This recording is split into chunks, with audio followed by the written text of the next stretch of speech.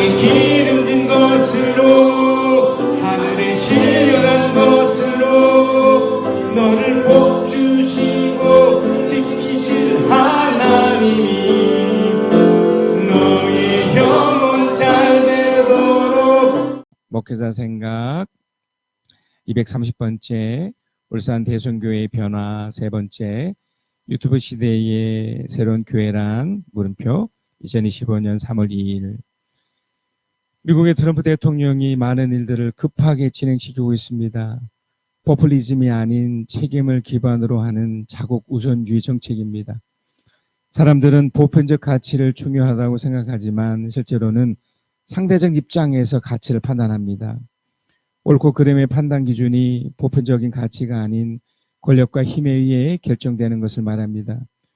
원래 세상은 이렇습니다. 늘 그래 왔습니다. 힘과 권력이 있으니 트럼프나 러시아의 푸틴이 그리고 중국의 시진핑을 분명 독재자인데도 독재자라고 말하지 않습니다. 더군다나 대부분의 사람들은 겉으로는 그것이 잘못되었다고 하면서 실제로는 독재를 옹호합니다.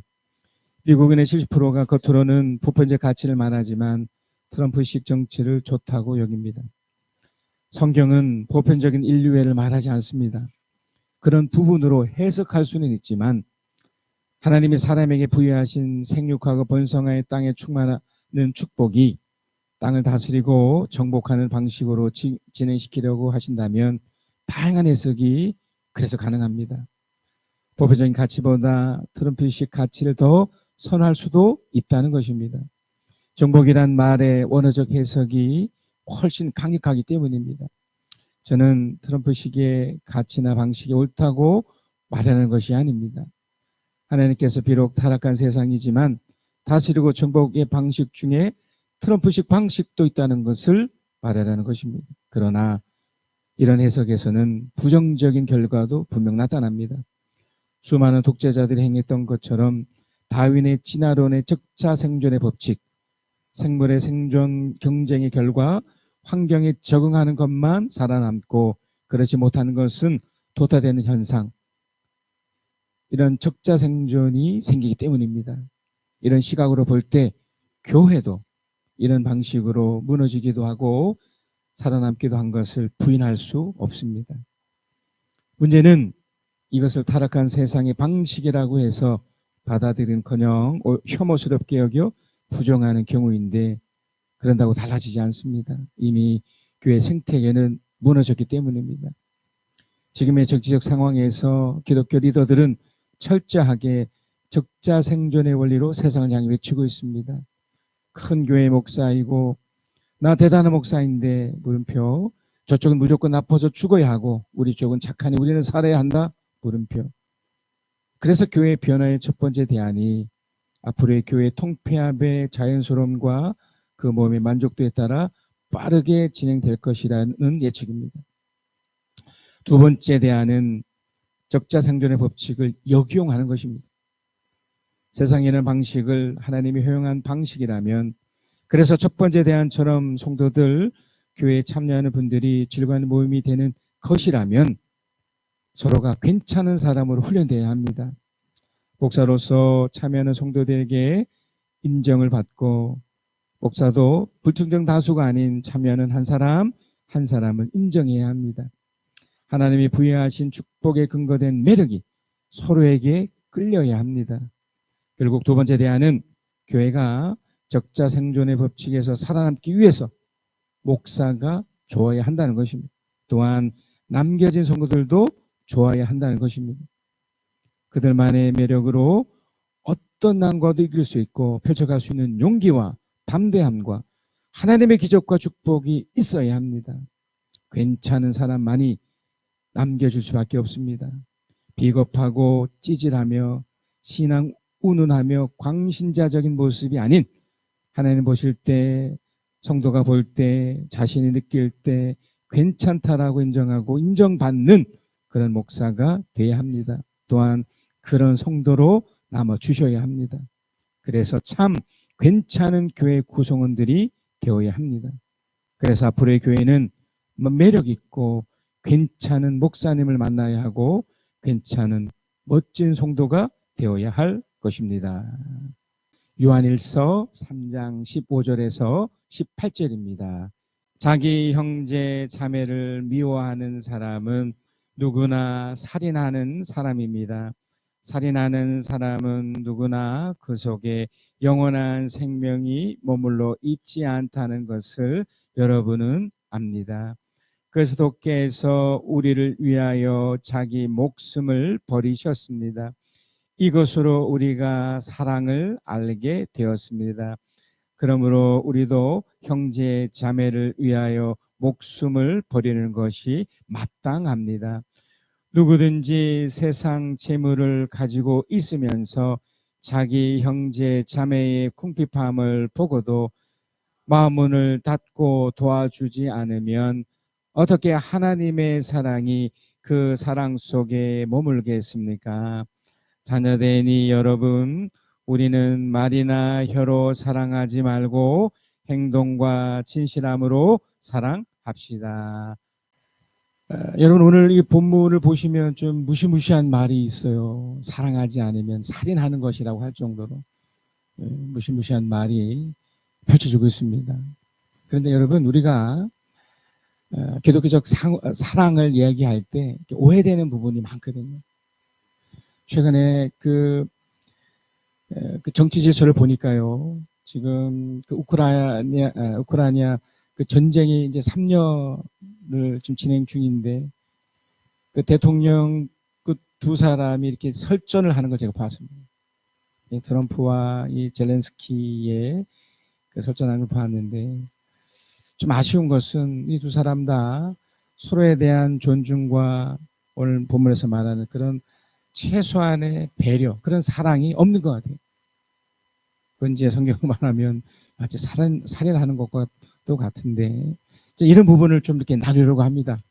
우리가 잘못 알고 있는 기독교적인 사랑이 단순히 착해지는 것, 그리고 우리가 오해하는 어떤 사랑의 모습, 어떤 우정, 이런 것도 다 포함되는데, 이런 것을 좀 교정하면서 진짜 사랑이 무엇인지, 또 그 사랑을 어떻게 해야 되는지를 제가 나누려고 하는 겁니다.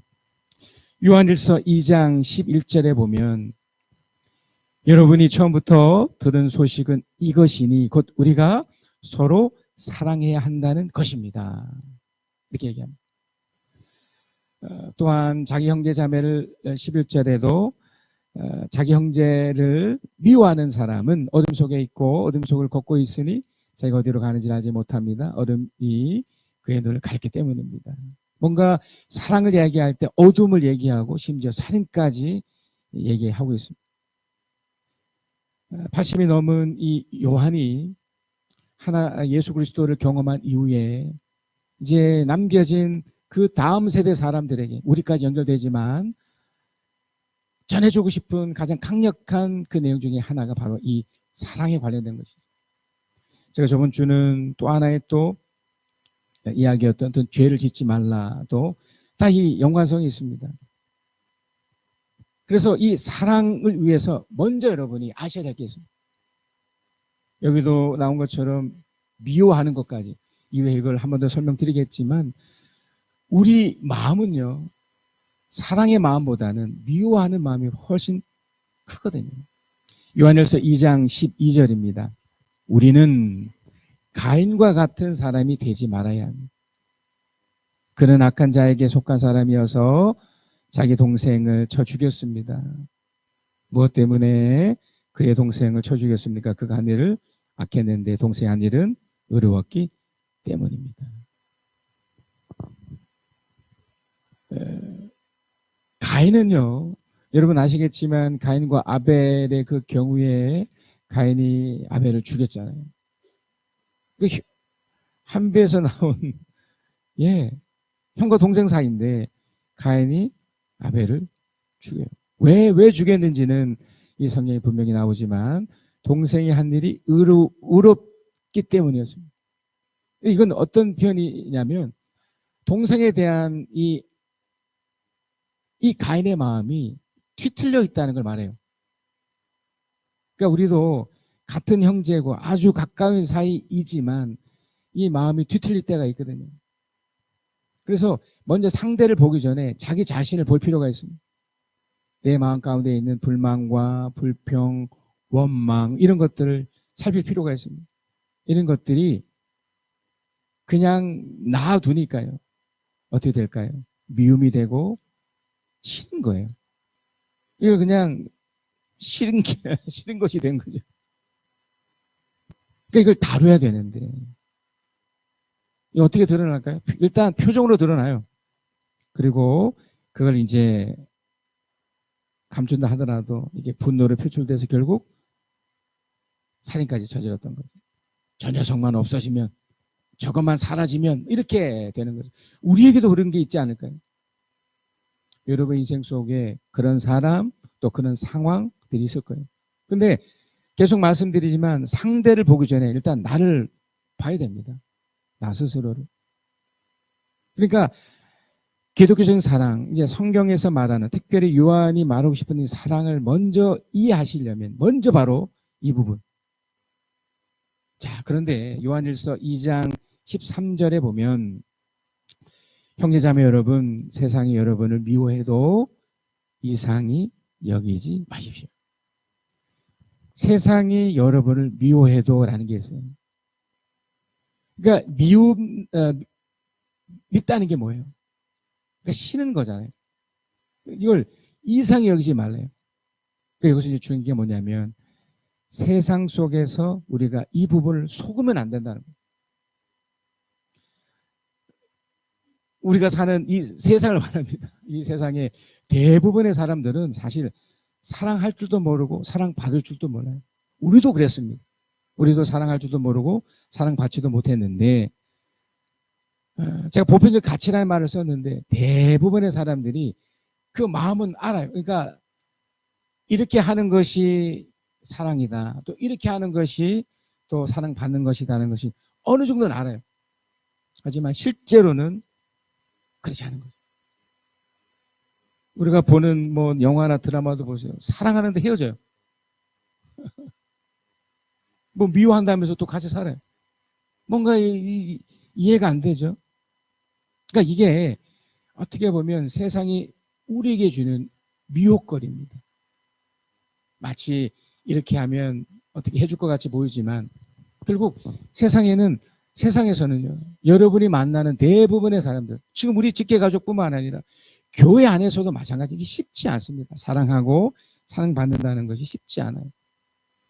왜냐하면 일단 제가 처음에 말씀드렸던 내 자신 속에 이런 모습이 없기 때문에 그래요. 이게 잘 안 됩니다. 심지어 이제 서로 속이죠.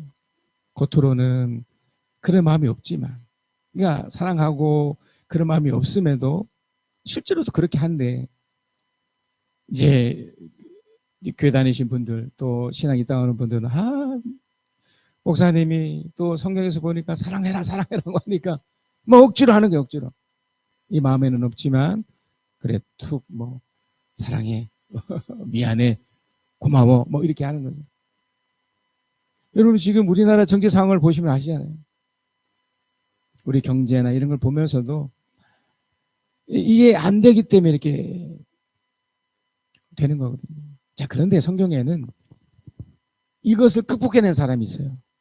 물론 우리 주 예수 그리스도가 그걸 극복해내셔서 사랑을 표현하셨지만 구약에는 그 대표적인 사람이 요셉이라는 사람. 요셉을 보면 우리가 이제 세상에 속지 않고 진짜 사랑을 할 수 있는 어떤 근거를 찾을 수 있습니다. 창세기 39장 1절에서 3절입니다.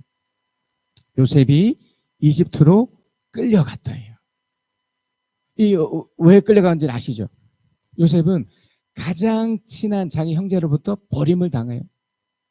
버림을 당했다는 게 뭘까요? 그들에게 미움을 샀다는 거예요. 그냥 싫어서 버려진 거예요. 형제라니까요. 그런데다가 이집트로 노예의 신분으로 끌려갑니다. 자, 여기서 제가 봐야 될 게 뭐냐면 요셉의 마음의 상태. 일단 화가 나지 않았겠습니까? 불만 갖지 않았겠습니까? 어떻게 나에게 이런 일이 있을 수 있었나? 그가 그 형제로부터 버려질 때 그의 아버지 심부름으로 갔던 거예요. 그리고 형제들에게 좋은 마음으로 갔던 거예요. 그런데 반대적인 일을 겪은 거잖아요. 너무나 끔찍하고 잔인한 일을 겪었잖아요. 그러면 요셉의 마음이 화가 나고 막 짜증도 나며 심지어 자기 자신을 막 탓하면서, 왜냐하면 착고를 차고 완전히 비참한 인생으로 가버렸잖아요. 미래가 없습니다. 이대로 끝이 난 거예요. 요셉을 이집트로 끌고 내려간 이스마엘 사람들은 바로의 신하의 경호된 이집트 사람 보디발에게 요셉을 팔았다. 이 팔았다는 말이 무서운 말이잖아요. 그러니까 요셉 인생은 이것으로 끝인 거예요. 요셉의 심정이 어떠했겠습니까? 성경에 일일이 그 마음을 일일이 이렇게 쓸 필요가 없습니다. 이게 다 인지상정이에요. 누구나 느낄 수 있는 거예요. 얼마나 낙담했겠습니까? 얼마나 화가 나고 얼마나 이 엄청난 것을 느끼겠습니까? 우리가 이 세상에서 느끼는 이런 감정들이잖아요. 이 경쟁 사회 속에서 끊임없는 시기와 질투의 대상이 되잖아요. 이게 우리는 자꾸 속죠. 아, 세상은 참 괜찮아. 참 저 사람은 참 괜찮아. 그래서 있습니다. 정말 소수지만 그런 사람 있죠. 그러나 그런 시기 속에, 그런 상황 속에 본인이 살아야 되는데 그렇게 양보하며 손해보면서까지 나를 배줄 사람이 있을까요? 요셉 입장에선 이거 너무나 기가 막힌 일이잖아요. 창세기 39장 2절입니다. 그런데 이 다음 내용이 희한해요. 주님께서예요. 이런 요셉의 상황을 왜 몰랐겠습니까? 그런데 주님께서 요셉과 함께, 그 중간 내용이 없어요. 그러니까 우리가 유추해내야 돼요.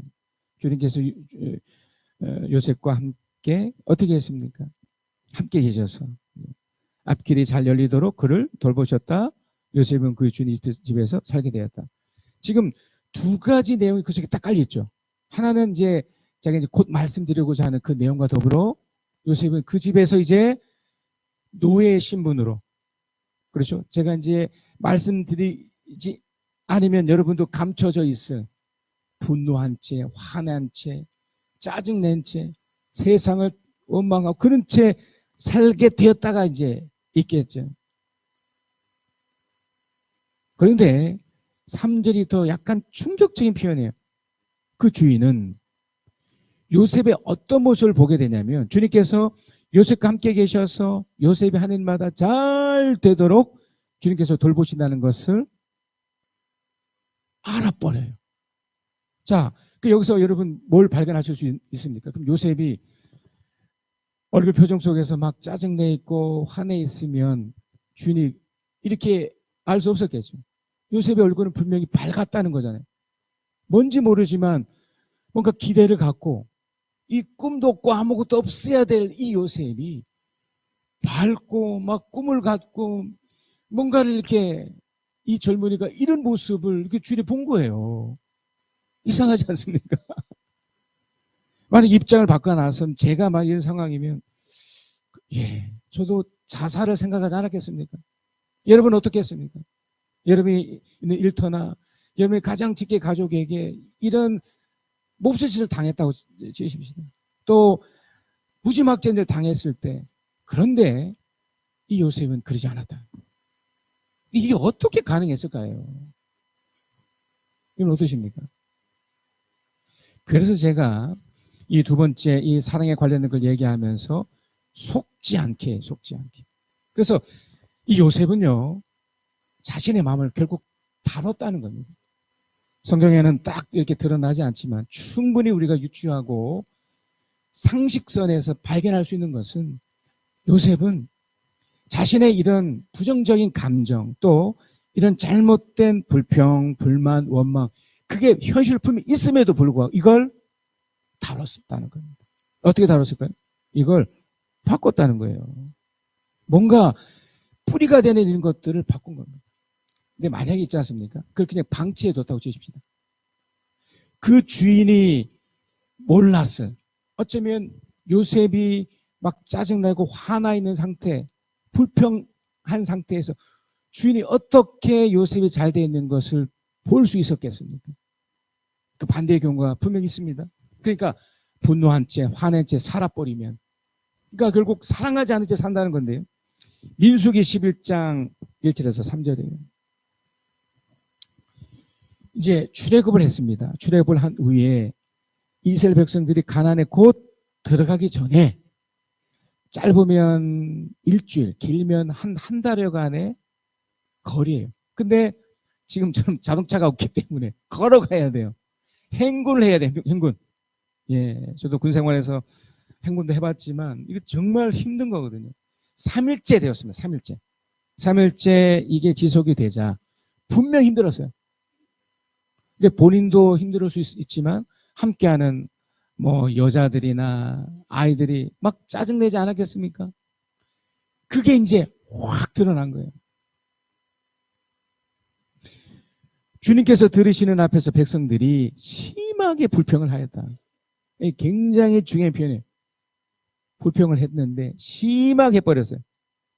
그런데 그 다음 구절이 무섭죠. 주님께서 듣고 진노하셔서 그들 가운데 불로와 진 언저리를 잘라버리셨다.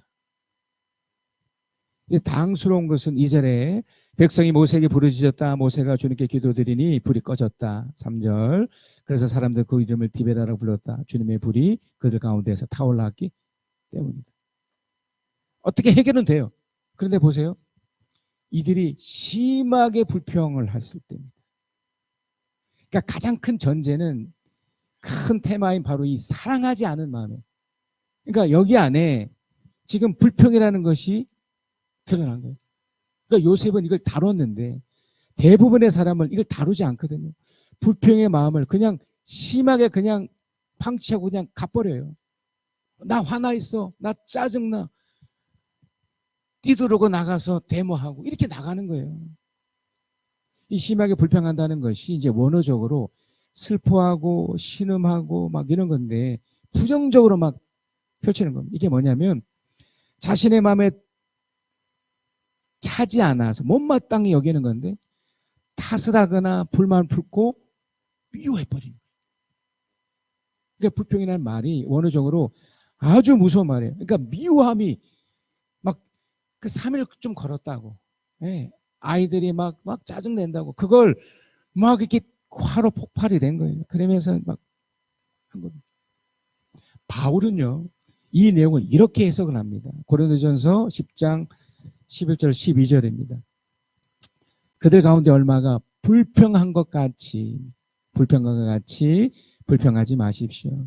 그들을 파멸시키는 이에게 멸망을 당하였습니다. 그러니까 불평 때문에 누군가로부터 파멸을 당하는 거예요. 그러니까 여러분이 불평하잖아요. 여러분이 심하게 뭔가 불만 가져서 막 표출하잖아요. 그러면 반드시 대가가 나온다는 거예요. 그래서 11절에 이런 일들이 그들에게 일어나는 것은 본보기가 되게 하려는 것입니다. 이게 본보기가 되는 거예요. 마치 이런 거예요. 누군가가 좀 불미스럽게 결과가 나타나는 것은 그 전에 그런 좋지 못한 그 상황, 그러니까 어떤 불평을 하거나 불만을 갖거나 이건 예외일 수 없어요. 네. 이게 본보기가 되고 거기에서 그것들이 기록된 것은 말세를 만난 우리에게 경고가 되게 하는 것. 경고예요, 경고. 우리 교회 우리 청년 중에도 이렇게 경찰 공무원이 있지만 정말 못된 사람들을 보잖아요. 그 이해가 돼요. 그 사람들에게 영향을 안 받을래 받을 수 없거든요. 그래서 늘 이런 사람들은 마음을 다뤄놔야 돼. 그러니까 이런 것들이 내가 다루지 않은 상태에서 그냥 놔버리면 어떻게 됩니까? 이것으로 이제 12절에 보면 나오지만 그러므로 서 있다고 생각하는 사람은 넘어지지 않도록 조심해. 우리는 이 마음을 다뤄야 됩니다. 요셉처럼 이걸 다뤄서 이걸 이제 조심이라는 표현이에요. 분노하지 않으려고, 짜증내지 않으려고, 불평하지 않으려고 노력해야 돼요. 근데 여러분 이것만 있지 않습니다. 우리가 이 뿌리가 되는 이 마음을 다룰 때 이 영향을 받잖아요. 그게 바로 다른 사람과 비교예요. 자, 요한일서 3장 14절 15절입니다. 우리가 이미 죽음에서 생명을 옮겨갔다는 것을 우리는 압니다. 이것을 아는 것은 우리가 형제자매를 사랑하기 때문에. 그러니까 사랑이라는 전제예요. 사랑을 하면 사실은 우리 마음이 다뤄졌다는 거고. 자, 그런데 사랑하지 않는 사람은 죽음에 머물러 있습니다. 사랑하지 않는 것 중에 또 하나의 이유가 그 사람과 비교하기 때문에 그래요. 여러분 가만히 생각해 보세요. 우리가 왜 질투할까? 왜 시기할까? 왜 부러워할까? 우리 대부분의 우리가 사는 이 세상에는 경쟁을 하잖아요. 경쟁을 하니까 시기 질투가 없을래 없을 수가 없어요. 저는 목회자임에도 불구하고 교회에 대한 비교를 안 할래 안 할 수 없거든요. 목회자에 대한 비교, 교회 사이즈에 대한 비교, 이것도 안 할래 안 할 수 없어요. 근데 문제는 이 비교를 어느 정도껏 해야 되는데 이걸 넘어버리거든요. 이건 인정하지 않아요. 나도 그렇고 상대도. 이것이 아주 특별한 마음 상태가 되는 거예요. 자, 민수기 11장 4절에서 6절입니다. 아주 이 부분을 명쾌하게 말한 성경 구절이 있는데, 이스라엘 자손 가운데 섞여 살던 무리들이 있었어요. 그들이, 이건 다 전부 다 출애굽 이후의 그 사건들입니다. 먹을 것 때문에 탐욕을 품으니 바로 이 지점이에요. 탐욕. 그러니까 이 사람들이 이렇게 보니, 저 사람이 나보다 더 잘 되는 것 같아요. 거기에 덩달아서 이스라엘 자손들도 똑같이 이 짓을 해버려요. 또다시 울며 불평했다. 그러니까 비교한 거죠. 이 사람도 이러니 나도 이래야지. 근데 그 불평의 이유가 너무나 기가 막힌 내용이에요. 5절. 이집트에서 생선을 공짜로 먹었던 것이 기억이 생생한데요. 어떻게 출애굽을 했는데 노예로 살았잖아요. 지금은 만나와 메추라기를 먹는 입장이지만 그때가 더 좋았다는, 그때와 비교하면서 그때가 더 낫다는 거예요. 그때 그 노예에 살았던 게 더 좋다는 거예요. 저는 지금의 인생 속에 이 지금 좋은데 과거에 그때가 좋았다. 그러면 안 돼요. 그때는 어떻게 지금을 비교합니까? 그러니까 어리석은 거죠. 그런데 지금 이들은 어떻게 합니까? 비교합니다. 계속해서 그 밖에도 오이와 수박과 부추와 파와 마늘이 눈에 선한데 이제 운의 눈에 보이는 것이라고 이 만나밖에 없으니 입만 맞아 떨어졌다. 그걸 제공하신 하나의 입장을 생각해 보면 여러분의 자녀가 엄마가 맛있게 준비하는 것을 이렇게 부정적으로 딱 내뱉게 된다면 누구네 집은 이거 주는데 얼마나 화가 나겠어요. 그러니까 이런 것들이 다 그 사랑을 모를 때 또 사랑하지 않을 때 나타나는 또 모습이기도 하고, 우리 이걸 이런 마음으로 점검하셔야 됩니다. 더 놀라운 것은 이들은 뭐 이스라엘 자손 가운데 섞여 있는 무리고 뭐 소수라고 치더라도 하나님을 믿는 사람은 어떨 것 같습니다. 민수기 12장 1절 2절입니다. 모세가 구수연을 데리고 왔는데 미리암과 아론을 모세가 그 여인을 아내로 맞았다고 해서 모세를 어떻게 합니까?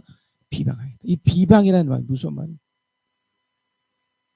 그러니까 제가 이걸 깨닫고 정말 조심합니다. 뭔가 비교하는 것에 대해서 조심합니다.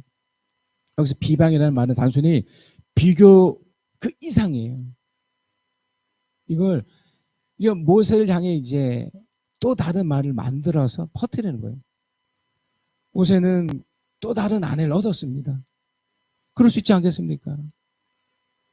그게 맞고, 그러니까 옳고 그름을 떠나서 모세의 상황은 생각해 주지 않고 그 다음 구절을 보면 나옵니다. 2절에 주님께서 모세와만 말씀하셨느냐? 우리와도 말씀하지 않았느냐? 그들이 이렇게 말하는 것을 주님께 들으셨다. 그러니까 그 비교하면서 너만 잘났어? 나도 잘났어. 이거예요. 상대 이전에 자신을 늘 점검하라고 말씀드리지 않습니까? 그러니까 미리암이라는 정말 뛰어난 하나님의 삶에도 불구하고 이런 실수를 해버린 거예요. 비교하면서 비방까지 가는 어리석음으로 빠진 겁니다. 결국 여러분, 이 부분까지 저는 뭘 말씀드리고 싶은 거냐면 여러분의 마음을 다루셔야 돼요. 가장 기본적이면서 상식적인 신앙으로서 사랑하기 위해서라도 나를 이렇게 다뤄놓으시면 그 다음이 가능해져요. 그런데 이것이 없으면요, 사랑할 수도 없고 사랑받을 수 없습니다. 요한일서 3장 16절 17절입니다. 그리스도께서 우리를 위하여 자기 목숨을 버리셨습니다. 이것으로 우리가 사랑을 알게 되었습니다. 그러므로 우리도 형제자매를 위하여 목숨을 버리는 것이 마땅합니다. 여기서 이제 놓쳐서는 안 될 게, 그러면 뭐 우리도 죽어야 돼? 요한의 과정법이에요. 우리 주님이 나를 위해서 죽으셨던 역사적 분명한 사실이 있긴 하지만 우리도 그만큼의, 이게 과장이죠. 그만큼의 사랑을 하는데 그 사랑을 너무 극적으로 이렇게 버리지 말라는 겁니다. 그 유명한 뭐 주기철 목사님이 뭐 손양 목사님이 이런 식으로 가면 안 된다는 거예요. 그래서 그 다음 내용이 중요해요. 누군지 세상에 재물을 가지고 있으면서 자기 형제 자매의 궁핍함을 보고도 마음문을 닫고 도와주지 않으면 어떻게 하나님의 사랑이 그 마음속에 머물겠습니까? 여기서 중요한 포커스가 바로 마음이에요. 마음문을 닫고. 결국 여러분, 나를 점검한 후에 내 마음을 열면 이것이 사랑의 첫 번째 단계가 돼요. 그러니까 마음을 여셔야 돼요. 상대방을 위해서 여는 것이 아니라 나를 위해서 여는 거예요. 형제 자매라는 것에 국한시켜야 돼요. 불특정 다수가 아닙니다. 뭐 북한 주민, 뭐 우크라이나 사람들 여기까지 안 가셔도 돼요. 여러분의 마음이 동해지면 어떨지 모르겠지만 일단 거기까지 가실 필요 없이 먼저 내 마음이 그것에 대한 어떤 마음이 있는지를 점검하게 되면, 그러니까 제가 좀 전에 말씀드렸던 내 마음 상태 속에 그것이 이제 걷어지잖아요. 그러면 최소한 내 마음에 동정심이 생겨요. 그래서 요한일서 3장 18절에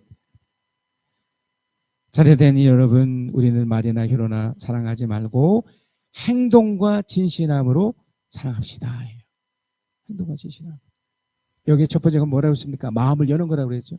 마음을 열면 그 안에 진실이 담깁니다. 그리고 행동이 돼요. 자, 이것도 어떤 오해가 되냐면, 제가 계속해서 말씀드렸듯이 우리는 착해지는 사람이 아니에요. 또 착해지려 할 필요도 없어요. 마음을 열고 하는 이 행동은 어떻게 보면 그 상대를 향해서라기보다 자기 자신이에요. 그러니까 진실함이 우선이 되는 거죠. 여기 안에 무엇이 있습니까?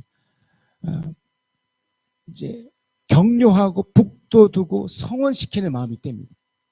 그러니까 그걸 먼저 상대 이전에 먼저 나에게 해야 돼요. 나에게. 내가 그런 부정적인 마음이 거쳐지면 내 마음이 그런 마음으로 바뀌어야 되죠. 그러니까 먼저 하나님의 사랑부터 내가 공부를 받아야 돼요. 나라는 존재가 이렇게 사랑받고 있구나. 그것이 하늘로부터의 축복을 받는다는 거예요. 그것이 있으면 그 다음이 다른 사람을 축복할 수 있는 거예요. 여러분, 그 구약 성경에 보면 출애굽 이후에 구름이라는 게 있습니다. 이 구름이 이렇게 나타나서 주님의 지시에 따라서 이 성막 위에 구름이 있으면 이렇게 머물고 있다가 이게 움직이면 또 움직여지는 그 구름이 눈에 보이는 축복이었어요. 그것 때문에 그들이 보호가 되고 안정감을 느꼈거든요.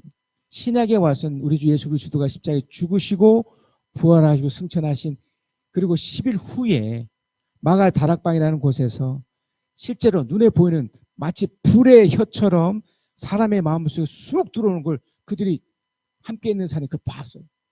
그리고 상식적인 행동을 해요. 그들이 알아들을 수 있는 말로, 눈에 보이는 현상으로 알아들을 수 있는 말로 표현해 줍니다.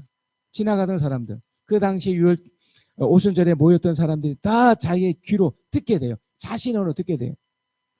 그러니까 하나님께서 그러니까 진실한 행동으로 어떤 사랑을 하게 되면 눈에 보이는, 먼저 하나님 축복을 받은 상태지만 눈에 보이는 그 축복의 모습으로 드러나게 된다는 거예요. 여러분, 이게 매우 중요합니다. 누가복음 24장 29절 32절에 보면 예수 그리스도가 사랑하는 사람들에게 나타나는 아주 일반적이고 보편된 어떤 현상을 딱 보여주는데, 누가복음 24장 29절에 그러자 그들은 예수를 만류하고 말하였다. 저녁 때가 되고 날이 이미 저물었으니 우리 집에 묵으십시오. 예수께서 그들의 집에 묵으려고 들어가셨다. 부활 후에 제자들 만났던 겁니다. 그리고 그들과 함께 음식을 잡수시려고 앉으셨을 때 예수께서 빵을 들어서 축복하시고 떼어서 그들에게 주셨다. 자, 요 때가 바로 예수가 그 제자들을 사랑했던 거예요. 그 축복의 마음이. 그걸 제자들이 엠마오로 상실된 마음으로 갔던 그 제자들이 그걸 경험해요. 지금 예수가 지금 진실함으로 행동에 근거된 사랑을 지금 베풀고 있는데 그걸 누렸던 거죠. 어떻게 됐을까요? 31절. 그제서야 그들의 눈이 열려서 예수를 알아보았다. 그러나 한순간 예수께서 그들에게 사라지셨다. 32절. 그들은 서로 말하였다. 그래서 그분이 우리에게 말씀하시고 성경을 풀이해 주실 때 우리 마음이 뜨거워지지 않았습니까? 이거죠. 마음을 담은 진심 어린 그 행동에 의한 사랑이 흘러가면요, 일단 내가 먼저 감동받습니다. 그러니까 여러분이 먼저 누굴 사랑하잖아요. 그러면 여러분 마음이 감동돼요. 또한 그걸 받는, 이것이 축복의 통로의 모습이니까 어떻게 됩니까? 그 마음이 그 상대도 모를 수 있습니다. 그러나 언젠가는 감동으로 찾아옵니다. 눈에 보이는 현상으로 나타나요. 그래서 저도 이렇게 여러분의 헌물을 이렇게 하나님께 올릴 때 늘 마음에 감동이 와요. 또 누군가에게 진심 어린 어떤 행동을 내가 보여줄 때 하나님 먼저 내 마음을 감동시키십니다. 상대방이 그걸 받든 받지 않든 그것이 축복이 되게 되는 것입니다. 여러분, 이런 결론이 가능합니다. 자신의 한계를 정확히 알고 죄된 세상에 속지 않으며 자신의 마음을 다루고 상대와 비교하지 않고 진실된 마음과 바른 행동으로 사랑한다면 축복의 삶은 이어집니다. 그가 먼저 손 내밀길 원했고 그가 먼저 용서하길 원했고 그가 먼저 웃음 주길 원했네. 나는 어찌 내 사랑과 간교한 나의 입술이여 더러운 나의 마음이여 왜 나의 입은 사랑을 말하면서 왜 나의 마음은 화해를 말하면서 왜 내가 먼저 져줄 수 없는가 왜 내가 먼저 손해볼 수 없는가 오늘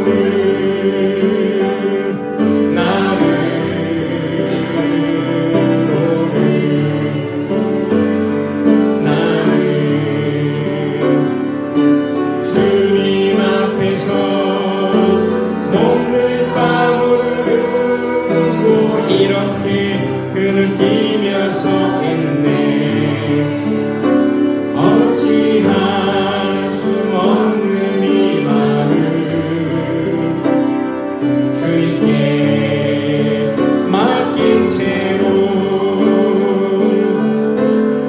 내가 먼저 섬겨주지 못하고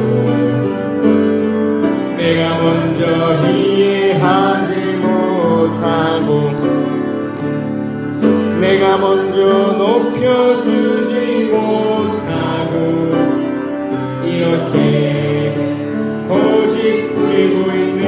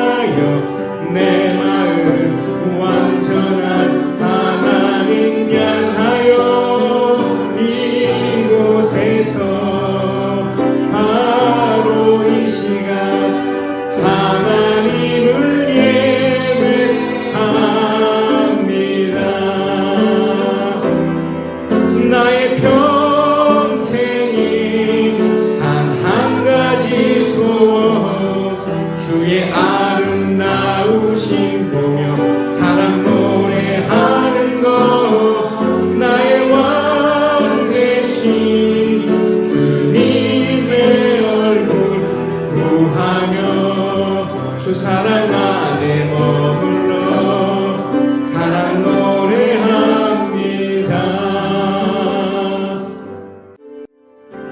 우리 이 땅에 몸으로 태어나 무엇을 일하다가 무엇을 남기랴. 우리의 인생을 누가 대신 살아주나. 너와 내가 남남으로 주 앞에 설 때에 우리 무엇으로 주님께 드리랴. 혹은 긴 인생 혹은 짧은 인생 그러나 영원히 살 수 없네. 천국이 없다면 인생이란 너무한 것.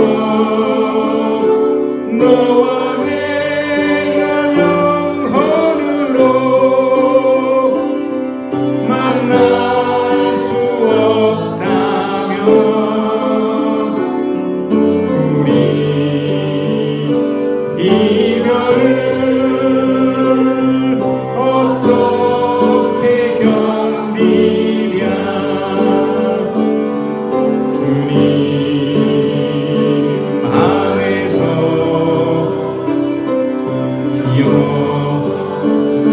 생명 얻어 언젠가 또다시 만날 수 있기에 우리의 여정도 슬프지 않을 수 있어. 너와 내가 영혼으로 또다시 만나세. 주님 그때까지 함께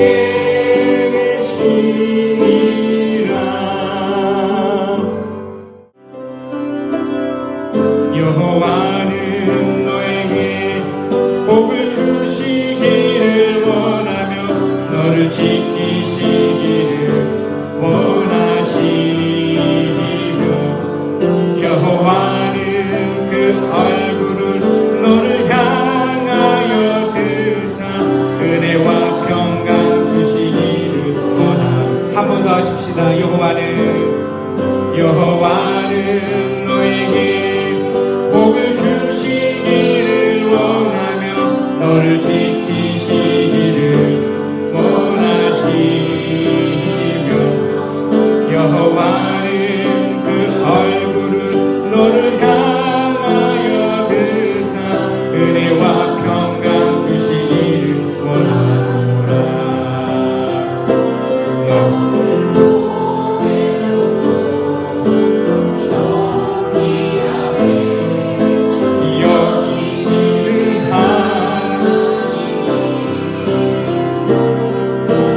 내 삶 속에서 이